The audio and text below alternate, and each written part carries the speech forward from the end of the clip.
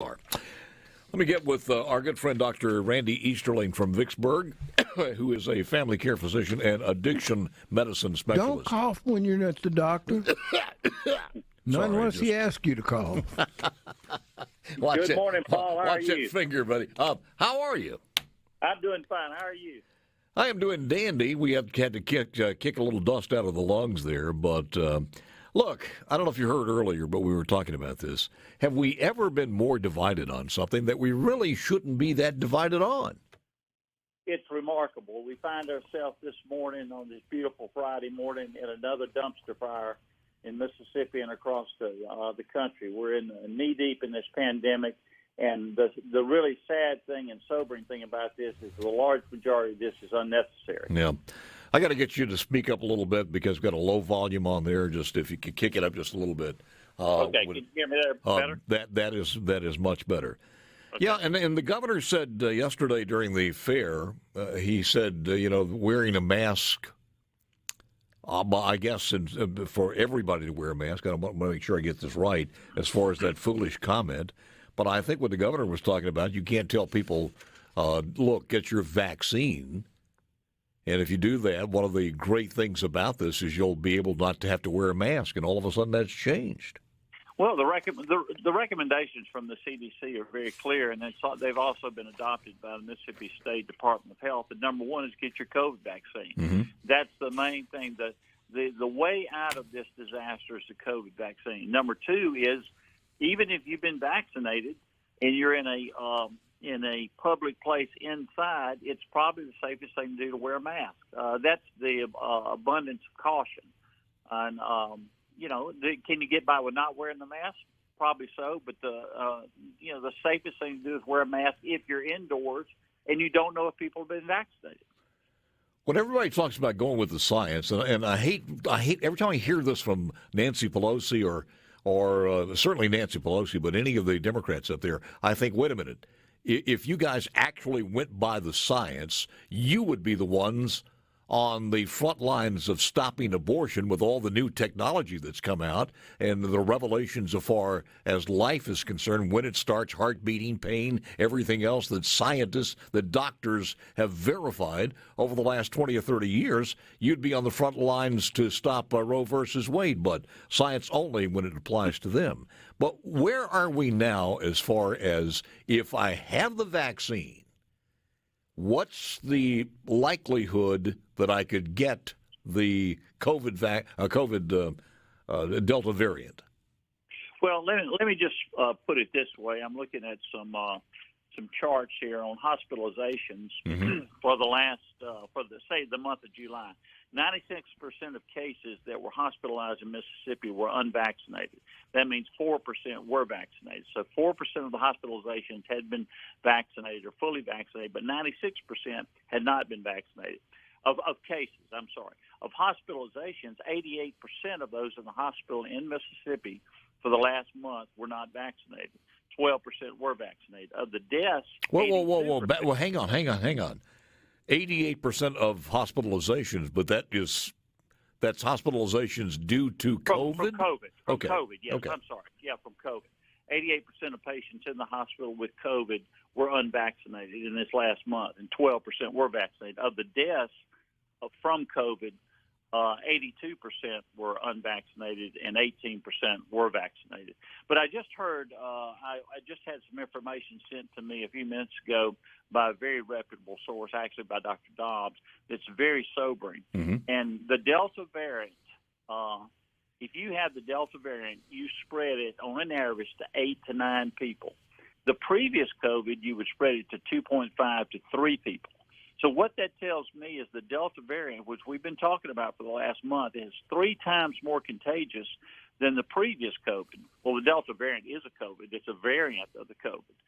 So if you have Delta variant, you're going to spread it on an average to 8 to 9 people, and it's as contagious as chickenpox. I think you talked about that earlier. Yeah. I don't have a problem with as far as the mask. As a matter of fact, I think from now on, when I go to any doctor's office, even if this is completely wiped out as far as COVID, when you go into a doctor's office, there are a lot of sick people there. It's a doctor's office. wearing a mask and washing your hands. Good timing there. Yeah, I mean, washing your hands, I don't think is a bad idea. I think wearing certainly for senior citizens or anybody with an immune problem, but when you go into a doctor's office post-COVID, wearing a mask may not be a bad idea. Well, I can remember a year and a half ago when we first started this endeavor. Putting the mask on was real pain because I don't generally wear a mask. I'm not a surgeon. Now it's just second nature. I've got 2 or 3 masks in my vehicle. I've got 4 or 5 in my office. I've got them at home. My wife has them in her purse. I mean, when you get out of the car, you put a mask on. You go in, you go to the grocery store, you go wherever you go, and you come back, you take the mask off when you get in the car. I don't think it's too much to ask when we're losing hundreds and hundreds of people from this unnecessarily because they're not vaccinated.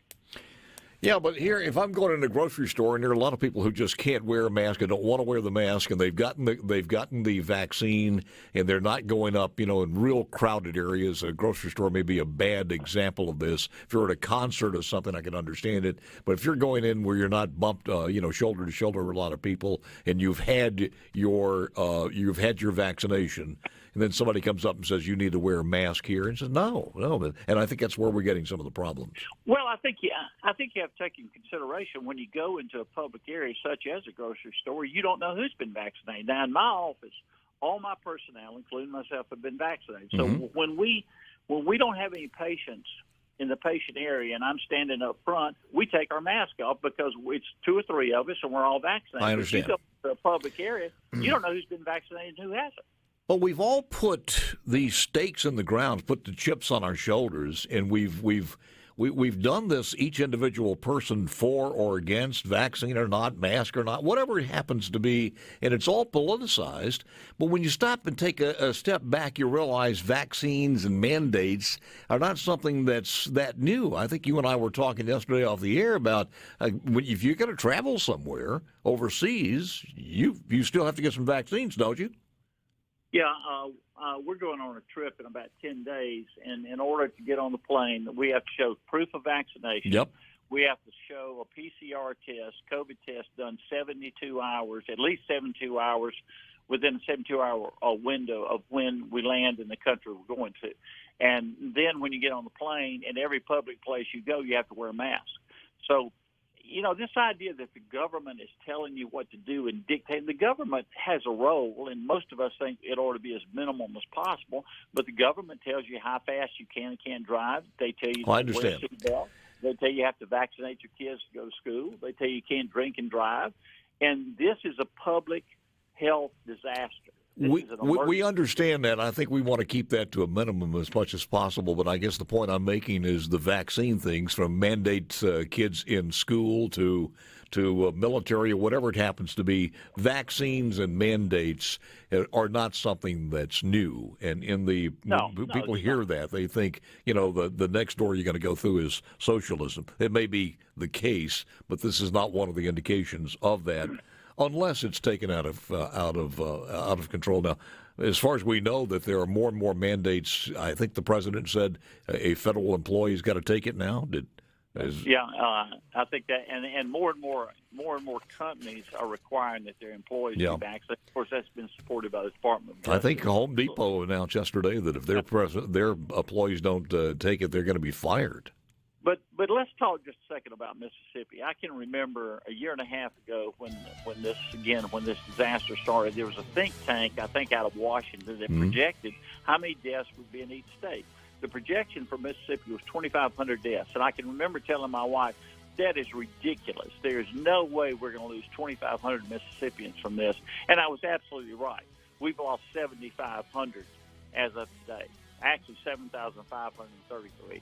So it's 3 times what the I understand. estimate was. Can hold on for just a second or two, and Sure. Because I want to ask you about children, masks, how young, COVID, what the symptoms are, and the fatality rate and all that when we come back with Dr. Easterling in just Vicksburg. You still there, sir? Yes, sir, I am. All right, let's talk about this. Okay, kids go back in school. It looks like they're going to have to mask up again. There were some reports out earlier doing some technical, test on some of these masks that seem to be quite contaminated with a sundry of things that all scared the heck out of parents and grandparents. But where do we stand now on this? Where do you think, as a physician and in your expertise, that should these kids, in first grade, kindergarten, first, second, and third grade, should they be wearing these masks all day long? Well, let me try to connect some dots here based on something we said in the previous segment. Remember, I pointed out that the Delta variant, if you have that, which is what the predominant variant is now, you spread it to 8 to 9 people as opposed to the old variant, which was 2.5 to 3 people. In other words, it's 3 times more contagious. So when you go in that grocery store and you run into someone that may have the Delta variant, you have a 3 times greater chance of getting it than previous. That would apply also to children. I have a niece that doesn't live in this state. She's a great niece, 7 years old, was diagnosed 3 days ago with COVID. She's age 7. I have a good friend who practices down the coast. You know him, but I won't mention his name. His grandson is 7 years old, was diagnosed with COVID. So do children get COVID? Yes. Typically, they don't have the same symptoms as adults, or not as serious symptoms, and they usually don't get as sick, even though there's certainly documented cases. I think we've lost 4 or 5 children this year. Lost a teenager 2 days ago, I believe, from COVID that had some comorbid problems. We're seeing more and more children that are obese, that have hypertension, that have some of the problems that typically you didn't have until adulthood, but we're seeing it more and more now in children. So you're asking me, should a child wear a mask? My granddaughter came to visit me here in Vicksburg a couple of days ago, and they were around town, and my advice was wear your mask. She's 3 years old. She'll be 4 next month.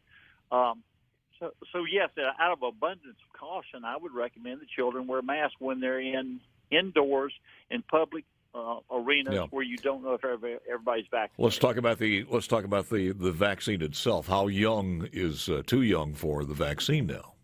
Well, right now it's approved for 12 and above, and they're working on getting it approved down to, I guess, age 2 or 3. I don't know really where we are on that. I think it probably will be approved for children sometime in the next month or so below age 12, but now it's 12 and above, and I would certainly recommend, if you're 12 and above, to get vaccinated. I mean, the vaccine is highly effective, and it's basically benign. Can you have some side effects from it? Sure. You can have some side effects from the flu shot. But well, I want to go back. I'm glad you mentioned that, because here's the thing that is adding to the complication of common sense to a lot of us. Most of us outside the medical field don't understand how the hell we wiped out flu. How we wiped out flu. Yeah, how COVID wiped out flu. It doesn't make sense to us that flu just disappeared and it's not there anymore. Well, influenza is a respiratory virus, and when people started wearing masks when they were mandated, that cut down the number of flu cases dramatically. And that would be the case every year. When this pandemic's over, if we wore masks, and I'm not advocating this, but if you wore masks all the time, flu would go down, would continue to be suppressed. That's the way it is spread, respiratory-wise. So if you got a mask on, that's going to cut down on the spread. Are we still advocating taking a flu shot? Well, sure, of course, yes. Along with the COVID shot, take the flu shot on a regular basis. Do you think that the COVID shot's going to be an annual occurrence? I don't know. I hope not.